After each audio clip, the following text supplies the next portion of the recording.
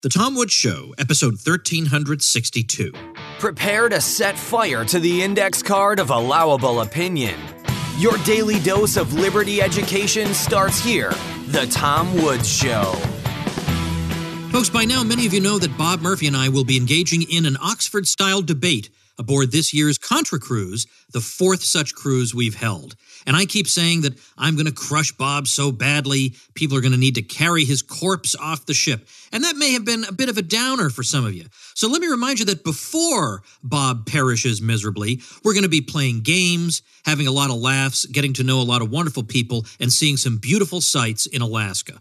So yes, Bob's funeral is going to be a bit of a downer, I'll grant you. But overall, it's going to be a fantastic time. Joining us will be special guests Gene Epstein and Brad and Deidre Berzer, all of whom have been guests on The Tom Woods Show. To sign up, go to ContraCruise.com. Reserve your cabin right away at ContraCruise.com.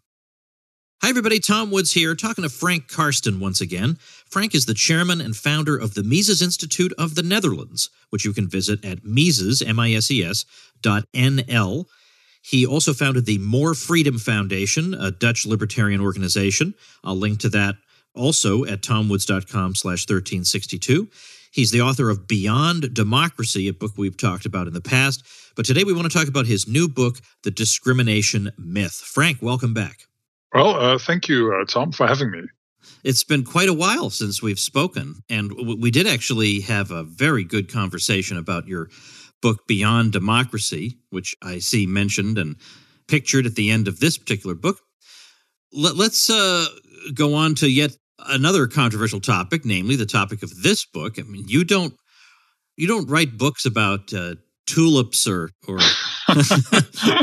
playing frisbee. I mean, you really get right to the heart of. Yes.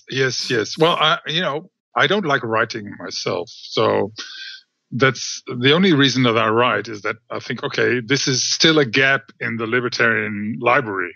So I think worldwide, this is quite a unique book. Of course, I'm standing on the shoulders of others like Walter Block, who has written on this topic, and Walter Williams and Thomas Sowell. But this is a different book. This is just 100 pages, very structured, and it defends the right to discriminate from both a moral and a practical perspective. Right. Yeah, I'll say there's a gap when it comes to that. So, all right, well, let's try and understand what's motivating a book like this, because somebody looks at a book called The Discrimination Myth and then hears what you just said and thinks there's no person of goodwill who could even consider writing a book like this. What could possibly possess you to do this? Well, I always thought that discrimination was bad, and that's all you hear in the news. Discrimination is horrible, and to have prejudice is horrible, to generalize is horrible, to see group differences is horrible. But we act on it on a daily basis, every one of us. And the discussion revolving around this theme is very emotional and laden. It's very explosive, and there's no need for that necessarily, because the definition of what is discriminatory, of what is racist or sexist, has been stretched so enormously that anything nowadays can be racist or sexist or horrible, homophobic, whatever, and that destroys careers. It creates a lot of division, and I think I would like to lessen that. I mean, if you want, I came to the conclusion that if you want more discrimination, you should outlaw it, and if you want less, you should legalize it.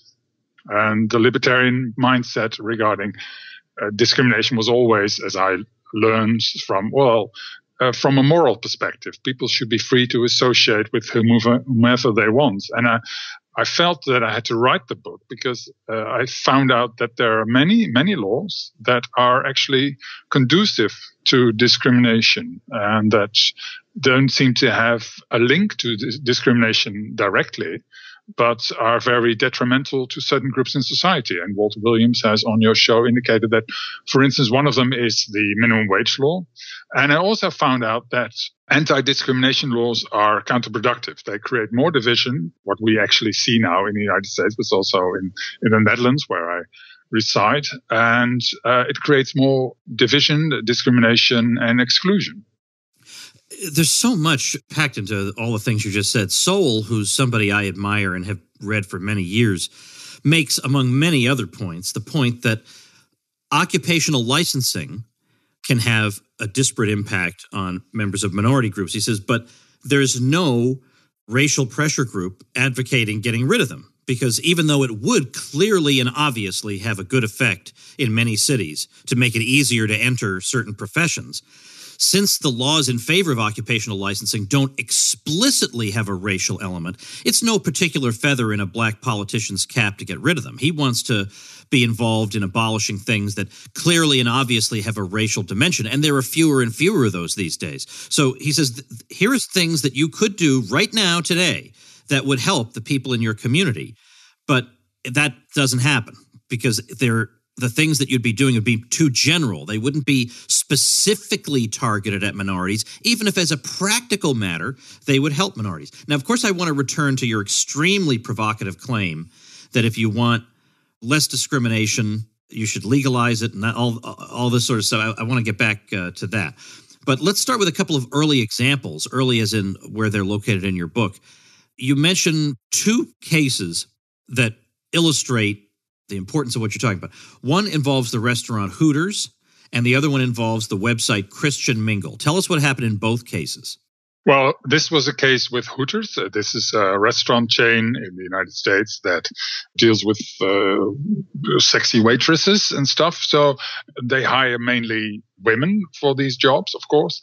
And they were sued by, I don't know, maybe the EEOC, the Equal Employment Opportunity Commission, that they should also hire men. And this was already 20 years ago, and they eventually they were fined for quite a few million and had to hire men. And they became barkeepers instead of waitresses, of course. And this was a ridiculous case. And of course, the other case is that with Christian Mingle is a Christian dating website. And of course, what I state in the book, when we date on a dating site or date in general, we are very discriminatory. Unashamedly so. But a few gay men found out that they could not select on gay partners. They couldn't in their search routine on the website, and they sued the company, and they would have to pay compensation to the couple, I think, and a fine maybe also. And of course, I don't know whether this has negative, unforeseen consequences necessarily. I mean, some sites will say, okay, then we won't start a Christian Mingle website or a Christian dating website. And the other thing is that with the so there are many companies that cannot escape this legislation, unfortunately. But there's another case that I make in the book of a Muslim woman who wants to apply for a job at the fashion chain Abercrombie and Fitch. And she wore a headscarf during the interview, and they said, well, we have very strict clothing requirements for our employees, so we can't hire you. And she sued the company. She was awarded a few thousand or $20,000 or something. I don't know. It was about 10 years back. And people would think, okay, this is a great victory for Muslims and for anti-discrimination activists and stuff. But so it seems. But the unforeseen consequences, of course, is that if you cannot, as a company, discriminate on specifically, namely on headscarf, then you will discriminate more broadly, namely on Arabic-sounding surname, for instance. So, they have these activists, they have a great talent, it seems, for shooting themselves in the foot, because it will become harder through this legislation as a non-headscarf wearing woman to find a job. All right, before we move on, we can build on what you just said by revisiting your point about how state anti-discrimination law isn't necessarily all it's cracked up to be in terms of what it accomplishes, and that plenty of what the state does that on the surface appears, at least in the wording and the names of the legislation, to be neutral and non-discriminatory, in practice has discriminatory effects. So, for instance, things like a $15 minimum wage. Well, what you're doing is you're going to the low-skilled end of the labor pool, and now what you're doing is attracting more people into it, because there are people who are out of the labor force who might, these are the marginal people who might be drawn into it by the attractiveness of a $15 minimum wage. So you've now given the lower end of the labor pool more competition. Is that good for people who have few skills? Is that good for disadvantaged people? This is the kind of thing the state does all the time that has clear and obvious discriminatory effects, but nobody says anything because it sounds nice to them, and that is enough to assuage their consciences, apparently.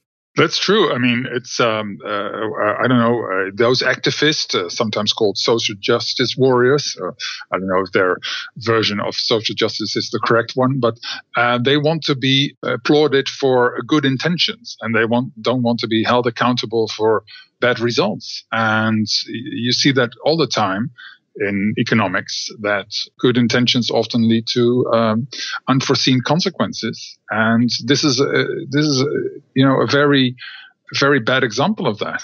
And it's for good reason that Milton Friedman has said of the minimum wage that it's the most anti-black, that's his word, law on the books, because it discriminates against people who are lowly skilled and lowly educated. And it's numerous times been made clear that that was not exactly a million miles removed from the minds of the people devising it. Now, you've got you've got each chapter organized as a myth that you're debunking. So myth number 5 is the kind of myth that I find interesting to talk about. And it is the kind of myth that Sowell and Williams have spent much of their careers responding to. Namely, discrimination is the main cause of social inequality. That is, if we have differences in group outcomes, whether it's income or educational level or anything else, this must be caused by some deliberate, sinister policy or set of social attitudes toward people, and it can't have any other explanation. So when we see disparate outcomes, this more or less in the minds of the general public means there must have been some discrimination, so-called, going on. How do you take that on? Well, that's very unlikely because, it takes the premise that we are all equal. And of course, we understand that as individuals, we're not equal. There are certain differences, and some of them are certainly biological, because if they were not biological, we could raise each child to become an Einstein or a Mozart. And it seems that few succeed in that. So we do generally recognize individual and biological differences, but between groups, we say, no, all groups are similar or are the same. It averages out. And if you look at, SAT scores, for instance, then you can see quite a difference between the different ethnicities, for instance. But if you look at IQ distribution, the bell curve of IQ distribution between men and women, then men tend to gather around the extremes more than women, relatively. So, for instance, the chance of a genius level IQ is 7 times higher with men than women. So this will result in different outcomes for, academic achievement. So it's not necessarily, of course, I do recognize there's a lot of discrimination going on, and me as a white man generally suffers less in the social spheres, although from the government, there's now a lot of affirmative action. So men, in the Netherlands at least, men and white men are discriminated through affirmative action of other groups. But in general, I do recognize there are groups being discriminated more than others, and that's a bad thing. And I would like to minimize that. I give examples of how we can achieve that in the book. So I do not play down the level of discrimination. And it can be, some of it is not necessarily very bad if you imitate an accent, for instance, or, it can be hurtful to someone, but it's not on the same level as Jim Crow laws, for instance, or apartheid. And unfortunately, this is all bundled on one heap. And so, yes, there are differences in talent, in skills between groups, and there is difference in motivation also. So even if we would all be equal, then still there's a difference in outcome, possibly, because there's a difference in motivation. Take, for instance, men and women. Men appreciate women more if they're pretty and young, whereas women appreciate men that have high achievement or a high salary. So because of that, men would be more motivated to work very hard, for instance. So even if they would be mentally or psychologically the same, men and women, they would still have different motivations and therefore different outcomes. So there are many reasons why the outcomes in society can be different. And Walter Williams gives the example of racist and sexist sharks. And it turns out that according to statistics, white men are more prone to become victims of shark attacks. And is this because of sharks that are racist and sexist, or might there be a different reason, namely that white men are swimming more often in waters where sharks can be seen too? Well, likewise, you could think of other areas where there are disparate outcomes that do not bother the school marms out there. And one of them would be prison. Now, men are much, much more likely than women to be in prison. And it's so preposterously more that if it were any other group of people we're talking about, if it were reversed and it were mostly women, we'd never hear the end of it.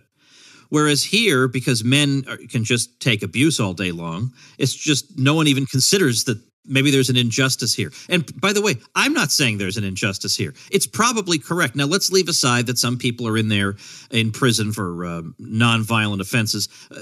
That's irrelevant. Let's get rid of all those. You'd still have this disparate outcome, but nobody wrings his hands over this.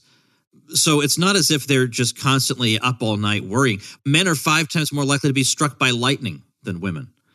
I don't think lightning is sexist. So it basically makes us look at social phenomena, which are very complex, like infants, really. I mean, it really infantilizes us, because when you're looking at, for example, why somebody's income is what it is, there are so many factors that go into that. First of all, you have to control for their geographical location. Because if you're in a place that generally pays less and it happens that the cost of living is less, that's going to affect your income. Your age is going to affect your income, because the more experience you have, the higher of an income you tend to have. And there are so many of these factors that when you control for them, well, it turns out that the alleged gap isn't quite so large after all. All right, let's think about I want to put you on the spot here with an objection that I think a good-hearted, reasonable progressive who must exist would have, which would be this, that during the Jim Crow era, now it's true that Jim Crow involved the state, and it's true that the state's hand was on that. But it's also true that when we look at that period, we are seeing plenty of private institutions that had the choice to discriminate and chose to go ahead and discriminate. And so it was the case that for several decades, there was a book published called The Negro Traveler's Green Book. And if you wanted to travel from one state to another or traveling cross country, you needed to have this book, because it would list for you places that, among other things, would offer you lodging, so that you wouldn't have to, let's say, stop your road trip at 2:00 in the afternoon because you found a place that would house you. And you figure, I better not drive another 8 hours and risk that the place I wind up in won't have any place that houses me. That seems to the average person to be such a gross violation of just basic decency, if not indeed, strictly speaking, a violation of natural rights, that a lot of people say, I'm willing to live with the disadvantages of anti-discrimination law and the occasional outlying case of a Hooters and a Christian mingle, if it means people don't have to be subjected to that. Now, is there a persuasive answer to that? Well, first, if they say, well, we accept the negative consequences of anti-discrimination laws, well, it seems that they're not aware of it, because we live in a society where the division is even increasing, and the segregation is almost back to, in education at least, to the level of the 1960s. So, of course, this is horrible when you're subjected to discrimination. But the thing is that how can we best deal with it? And if they say we accept the negative consequences, well, I don't think they know these negative consequences. And those people don't seem to recognize that men are generally discriminated against too. For instance, there's a fitness center here not far from where I live, and it is ladies only. And you have golf courses that are ladies only or ladies only courses. So they don't seem to worry too much about other discrimination so much. So they don't, their outrage there is quite selective, I think. And of course, this is also a cultural thing. So the government, one of the myths is that businesses willingly discriminate. Well, businesses generally don't want to discriminate. So I think, of course, the United States has a huge history of racial problems, of course, which we don't have in the Netherlands. And you cannot expect the society to change just by law automatically. And I think it would come to a better society where such books wouldn't be needed nowadays. So I don't think that having any laws against it would really help, because you can see that the division is increasing in a way. And now everything is becoming racist and sexist. So we should be very careful with that. And of course, there is this right of people to discriminate whenever they like. I mean, in a free country, at least. And we should be free to associate. Take a look at the example of Airbnb, which recently came under some scrutiny because it was alleged that people were less likely to open up their homes to people unlike themselves, basically. It was basically a less charged way of explaining it.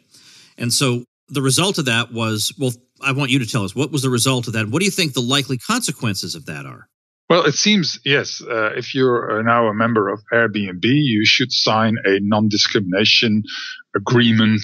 And so the thing is, if you cannot discriminate specifically, you will say, okay, maybe I will not rent out my apartment through Airbnb. And that makes it more difficult for everyone, also these marginalized groups, discriminated groups, that will find it harder to find a place to stay. And of course, already men are being discriminated on these websites already.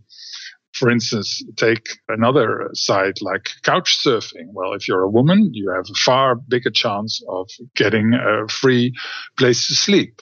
And nobody seems to object to that. Why don't we? I mean, somehow in this world, suffering by men or discrimination of men doesn't seem to matter. 80% of all suicides is male, homicide victims, 75%, combat deaths, 97%, industrial deaths and accidents, 93% men. So this is, I think, also a bit of a case of selective outrage, but also it shows that if you outlaw it, you will not see the negative consequences. In that regard, it's almost like a broken window fallacy. You see only the apparent positive effects, but you don't see the hidden negative effects, that fewer people will rent out their apartment. One of your myths is affirmative action works. Now, the question, I guess, is what do you mean by works? But also, it may require explanation how it could be that it doesn't work, in the same way that if I were to say welfare policies don't work, but they do work in the sense that if there's somebody who needs, an extra $100 a month, I hand them the extra $100 a month via the government. So that works. So what do we mean by works when you say affirmative action works as a myth? Well, first, it stigmatizes a group, whereas only a small percentage maybe of that group is the beneficiary of affirmative action. Take, for instance, if you would say, okay, if you know that a university has a policy of affirmative action or preference towards black students, a medical university, then you don't know if your physician, who might be black, got there on his own merits or maybe through affirmative action. The same applies to someone who is piloting your plane. So that's a problem. It stigmatizes those who got there on their own merits. And secondly, the dropout rate among black students in the United States who have received affirmative action is twice as high as their white counterparts or their peers. So in that regard, there are certainly also unforeseen consequences.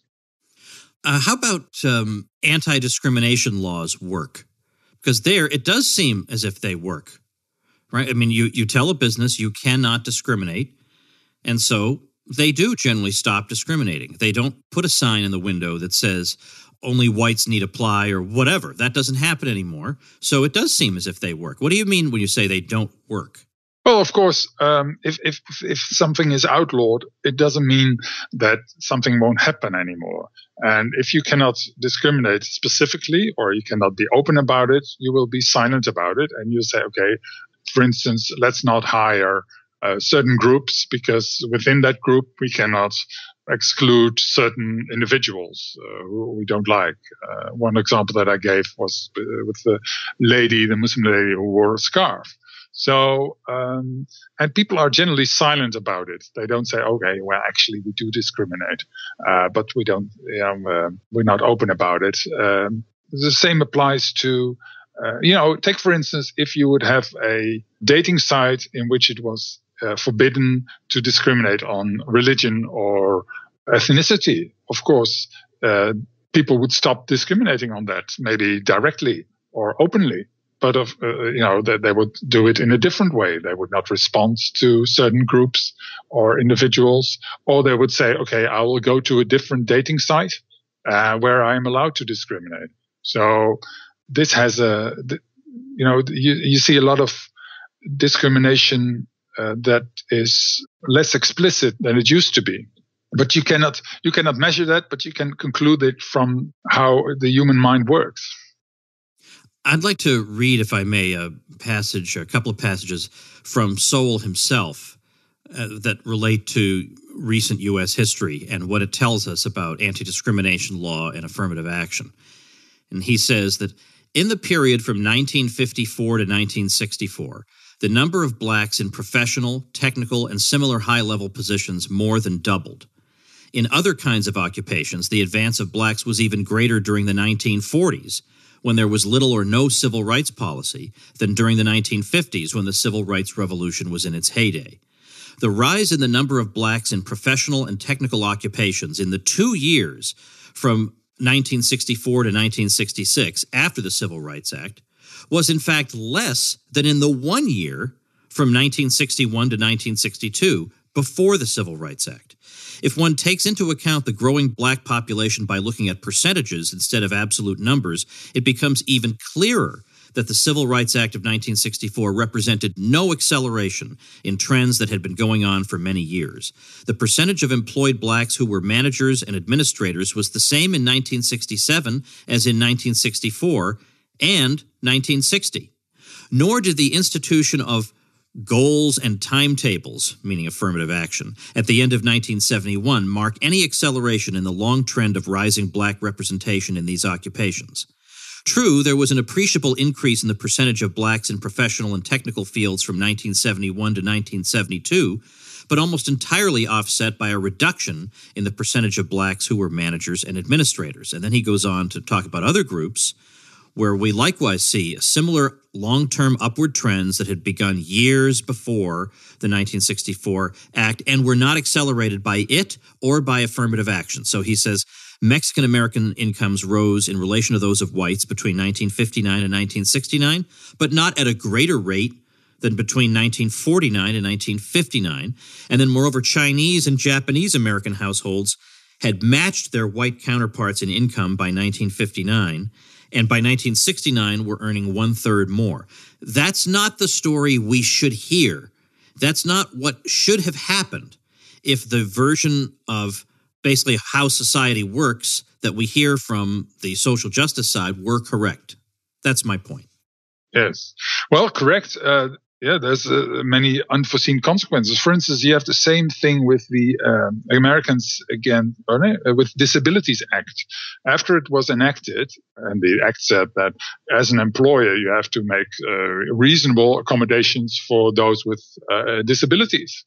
And of course, this sounds very social, But what the result was that employers found it more risky to hire these people, because what does constitute reasonable accommodations, for instance?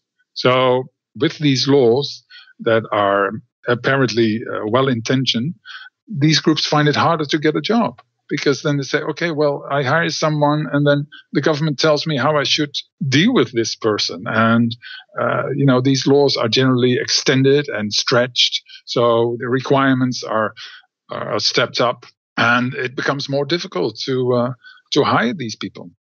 Finally, do you think there is an aspect to this, leaving aside economics, but thinking more in terms of social cohesion, whereby anti-discrimination law plays a role one way or the other? Because I think some people feel like if we have these laws, it will create a more inclusive society, and this will yield us, happier outcomes overall, which sounds reasonable enough.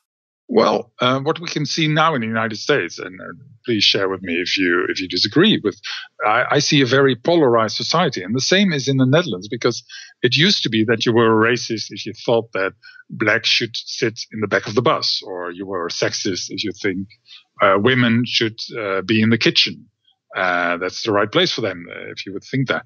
And nowadays, you can be racist if you imitate an accent, or you see group differences, or you wear the wrong clothes, or you don't wear the right clothes, or you do this, you do that. The air condition is now racist, sexist. The British, you can make this stuff up. Anything can be sexist or racist. So this creates an enormous division in society, because the activists, they say, well, black people cannot be racist because it's a matter of power instead of, exclusion, and women cannot be sexist. And of course, well, what other groups will do, especially whites maybe and Asians, they say, okay, well, it's best and safest not to associate with these people because I can never win. And no matter what I do, no matter what I say, I'm always the perpetrator, the oppressor. And the activists have divided the nation or the world into oppressors and victims and the oppressed. And that doesn't foster a inclusive, brotherly society, I think. You mentioned the changing definition of racism these days having to do with people who think badly of other groups and who hold power. Now, that is a bait and switch, because that was not the way racism was described in the not too distant past. And as a matter of fact, if the dictionary definition is pretty straightforward. It's prejudice or discrimination directed against somebody of a different race. So that seems as if it could apply to anybody. And so I just came across an article. Your dictionary definition of racism is outdated trash. So now the dictionary, and now I'm not saying that can't ever happen. I mean, the meanings of words do change over time. But I guess it now it's so obvious how there clearly is racism all around, but the people perpetrating it don't want it to be called that. So they've decided to change it and say, well, the standard that everybody kind of agreed upon no longer really applies to us. We can say anything we want to about any group whatsoever, and it has no effect. Now, I wonder if that means they would be willing to concede that if, let's say, Ugandans were driving Asians out of that country, if we'd be allowed to call that racism, because clearly the blacks had the power in that society. So therefore, would we call that racism? I mean, I would be interested to know, or is it just that black people, no matter what they do and where they live, could never? Who even cares, right? Why would you even Why would you even care what these people's shifting definition is all about? So your book is The Discrimination Myth. How do people get it? Is it on Amazon? It is on Amazon. Yeah, it's an ebook and paperback, and it's only 100 pages, and you will be forever inoculated against egalitarianism, I think, if you read it. In addition to that, just think of all the conversation starters you'll have when next time you're with your friends, thanks to Frank Karsten's book. This is said sarcastically, Frank, because people would lose all their friends if they Well, I haven't lost friends over this, by the way. And that's because you started off. No. You started off with good people. That was the problem, Frank. No, the thing is, even my progressive friends have said, well, we can't find anything wrong with the book. Wow. No, I mean, I'm just saying, this is how it works. I'm sorry. If you want, what my objective is, and your objective too, I think, if we don't, we want to minimize the level of prejudice towards people. We want to maximize the decisions we make on the basis of true information regarding another person. And how can we do that? Well, not if government intervenes, unfortunately. And there will always be discrimination. But what is the most economic, most sensible way to deal with this problem? And I think I put forward quite some good arguments in the book. Well, indeed, they're definitely worth reckoning with. I'll link to the book at tomwoods.com/1362. You also have a website for it? Discriminationmyth.com. Discriminationmyth.com. You can visit that. I'll link to that. I'll also link directly to the Amazon page, all over at tomwoods.com/1362, as well as I'll be linking to our episode on democracy, where we took on that sacred cow as well. You folks may enjoy listening to that too. So, Frank, I almost don't dare ask what your next project is, but I will look forward to it with great enthusiasm. Thanks, Frank. Thank you, Tom. It was a pleasure.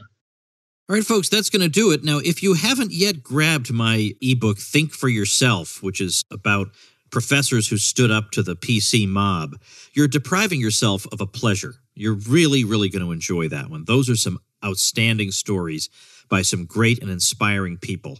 And now and again, it's nice to read something inspiring, isn't it? It can't all be doom and gloom. So check that out over at againstthemob.com. That's your weekend homework assignment, againstthemob.com. And I'll see you, let's see, well, I've got an episode coming out tomorrow. The bonus episode, I promised, we're going to push that back a week. It's an episode on the Catholic Church, and it's not strictly about libertarianism, so I'm making it into a bonus episode. That'll be coming out next weekend. But because of a staff issue, we fell behind by a day, so the 5th episode of the week will come out on Saturday this week. And that's a goodie. I can't remember what the heck it is. Oh, it's a solo episode with me in which I correct a major historical, let's say historic, what do I want to say? Major error in economic history. How about that? Let's put it that way. It will be corrected in episode 1363. So make sure you listen in, and I'll see you tomorrow. Become a smarter libertarian in just 30 minutes a day. Visit tomwoods.com to subscribe to the show for free, and we'll see you next time.